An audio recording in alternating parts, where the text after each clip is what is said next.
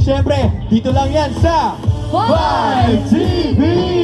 Iba talaga ang energy ng mga bees natin ngayon, ano? Yes! Saturday. Yes. Masaya ba ang lahat makita magpa-perform ulit si Zel? Yes!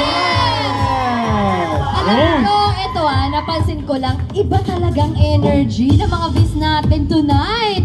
Pero kasi bukod yan sa kasama natin si Zel, kasi balita ko marami na daw ang Uy! tumahon! Uy, Mga bees tumahon! natin last week na umaming biyak na no comment. Pero, mabuti pa kausapin natin ang mga V's kung anong ginagawa nila sa sahod nila. Maghanap na tayo. Hanap tayo, hanap tayo. Dito naman tayo. Sino Ano kayo? sila sa- Ito mga, ito ang tanong namin sa'yo.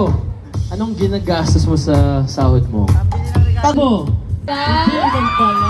Naku, ang dami na iingit ako. Ayan ako. Worth it ang pag-akyat niya dito. May natira pa sa sahod mo. Aray ko. Aray, natira. Thank you